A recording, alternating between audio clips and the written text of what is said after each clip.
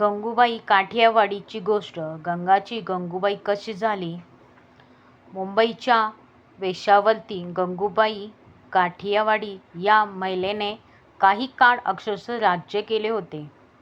कामाठीपुरीचे त्या भागातील सम्राटी म्हणून ओळखली जाणारी गंगूबाई कोण होती? मुंबईच्या कामाठीपुराचा हा काही भाग म्हणजे रेड लाईन एरिया म्हणून या देहविकृतीच्या भागामध्ये एक गोष्ट मात्र स्पष्ट आहे, ती म्हणजे त्या भागातील घरात असणाऱ्या गंगूबाई या कामाठीपुराच्या त्या भागातील राणी होत्या. त्यांचा फक्त प्रत्येक घरात फोटोच नाही तर त्या भागातील कामाठीपुराच्या एक कोपऱ्यात त्यांचा पुतळा देखील आहे. त्या पुतळ्याची आजही पूजा केली जाते. सोनेरी काठांची पांढरीशुभ्र साडी, सोन्याचे बटन असणारा ब्लाऊज, अंगात खांद्यावरती सोन्याचे दागिने, त्यांचा एक दात सोन्याचा होता. प्रचंड दंडवत असलेल्या गंगूबाई या कामाठीपुराच्या राणी होत्या. गंगूबाई नाव गंगा हरिजीवनदास काठियावाडी असे होते. त्या पुढच्या गुजरातमधील सौराष्ट्र येथील रहिवासी होत्या. गंगा कुटुंबीय अत्यंत प्रतिष्ठित कुटुंबातील होते. गंगाचा जन्म 1939 मध्ये गुजरातमधील त्या कुटुंबात झाला. कुटुंबियांनी चांगले शिक्षण देऊन मुलीचे संगोपन करण्यावर विश्वास ठेवला. गंगा ही त्यांच्या कुटुंबातील एकुलती एक मुलगी होती. तिला वाचून लिहून काहीतरी घडवायचे असे त्यांनी ठरवले होते. पण गंगा अभ्यासापेक्षा चित्रपटात जास्त रस होता.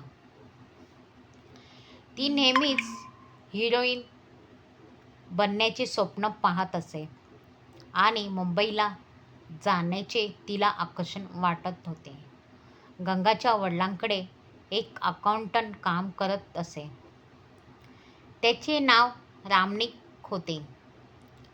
गुजरातमध्ये येण्यापूर्वी तो मुंबईत राहायचा. जेव्हा गंगाला हे कळले तेव्हा तिला वाटले की मुंबईला जाण्याचा मार्ग सापडला आहे. हळूहळू तिची रामनिक सोबत मैत्री झाली आणि मैत्रीचे रूपांतर प्रेमात झाले. वयाच्या 16व्या वर्षी रामनिक सोबत घरातून पळून गेली आणि मंदिरात जाऊन लग्न केले. रामनिक आणि गंगा हे दोघेही गुजरातमधून मुंबईला आले आणि तिथे एकत्र राहू लागले. काही वेळाने रामनिकने तिला एका महिलेसोबत पाठवले की ही माझी मावशी आहे. मी आपल्या दोघांसाठी एक चांगले आणि नवीन घर शोधणार आहे. तोपर्यंत तू या माझ्या मावशीकडे तिच्या घरी राहा. रामनिकने खोटे बोलून गंगाला कोठेवाल्यांना 500 रुपयांना विकले. गंगा माहीत नव्हते की ती रामनिकने तिला कोणाच्या ताब्यात देत आहे. ज्या बाईकडे तिला पाठवले ती मुंबईतील प्रसिद्ध कामाठीपूर रोड रेड लाईट एरिया भागातील कोठेवाली होती. हजारो मुलींसोबत होणारी फसवणूक गंगासोबतही झाली. मुंबईतील रेड लाईन भागातील कामाठीपुरा येथे गंगा सर्वांना अनोळखी होती.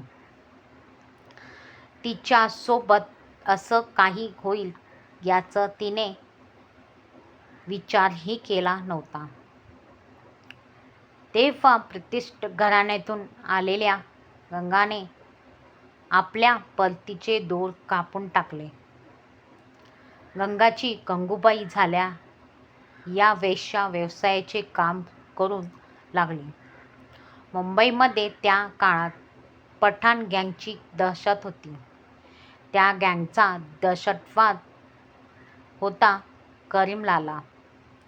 गँगमधला एक पठाण शौकत खान पठाण नावाचा एक गुंडा गंगाकडे यायचा आणि तिचे आर्थिक आणि शारीरिक शोषण करायचा.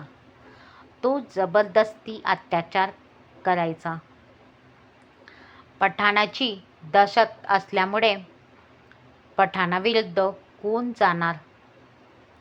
त्यामुळे काही त्याबद्दल आवाज उठत नव्हते.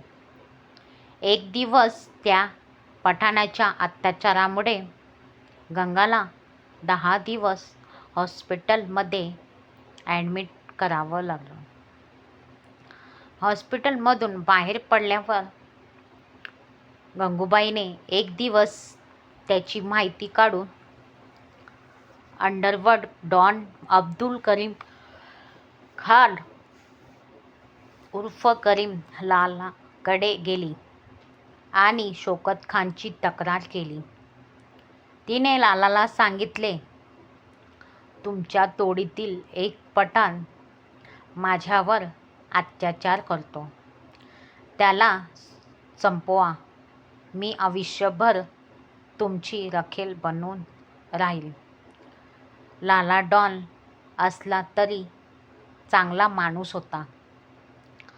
तो गंगाबाईच्या अशा बोलण्याने संतापला आणि गंगूबाईला म्हणाला, मला बायको आहे, पोरं आहेत.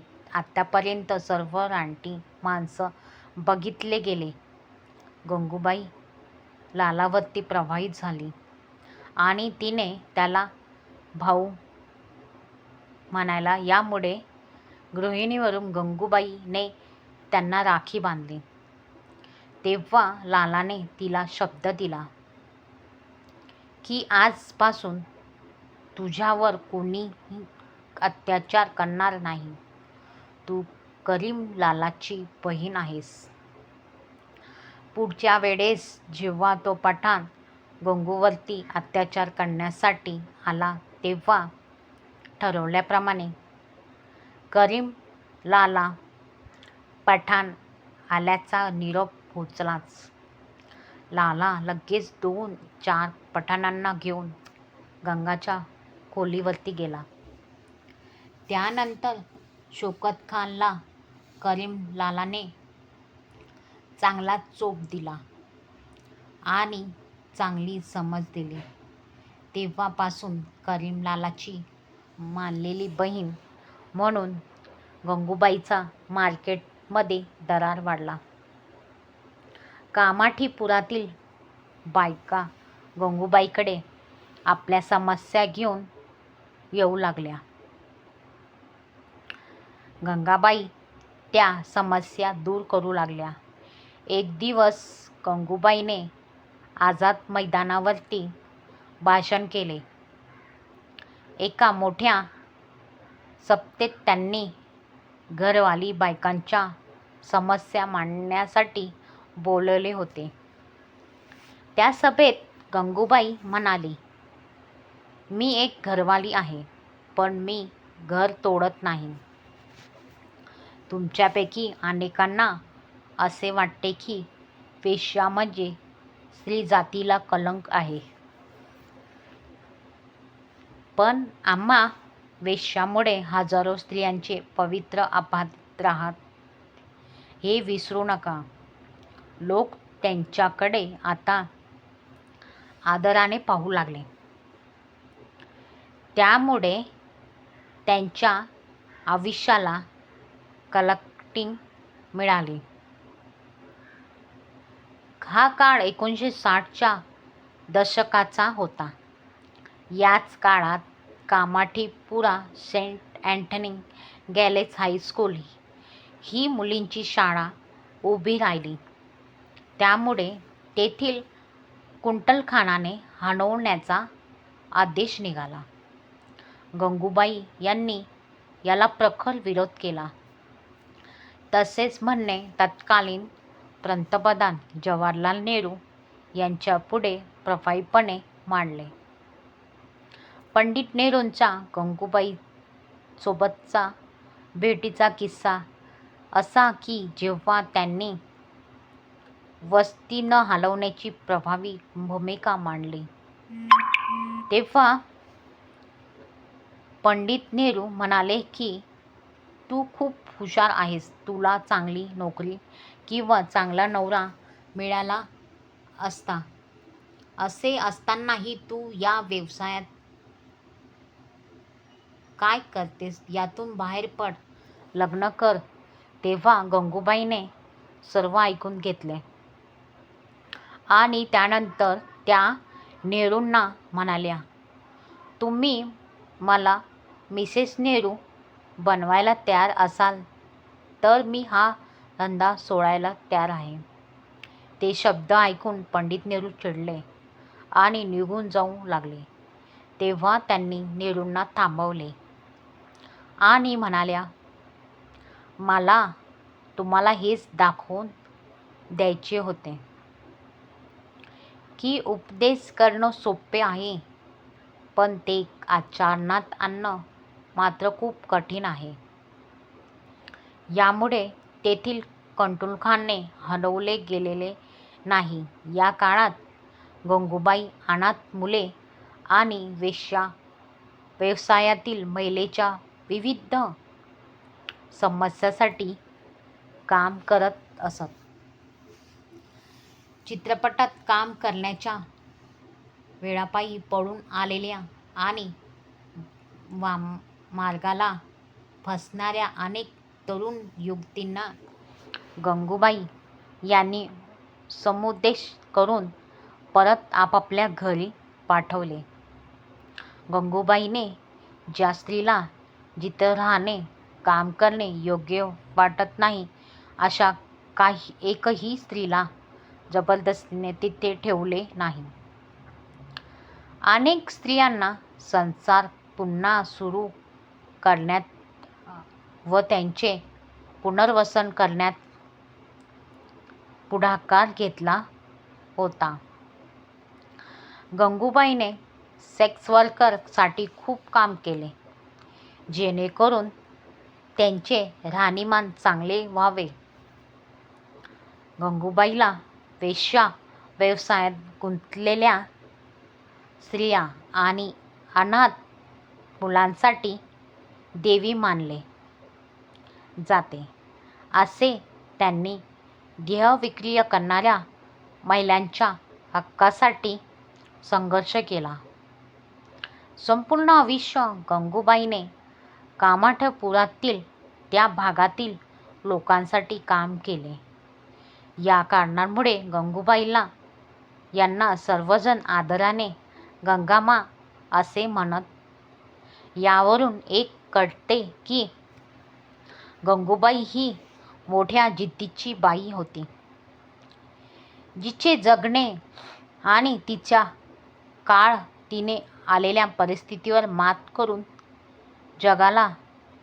गंगूबाई रेड लाईट एरियामध्ये फसली गेली तरी तिने तिचे जीवन कसे खंबीरपणे इतर वेश्या स्त्रियांना न्याय देत काढले हे सत्य आहे. जीवनाचा संघर्ष कसा करावा, आलेल्या परिस्थितीत सामोरे खचून न जाता सामना कसा करावा हे याच उदाहरण आहे.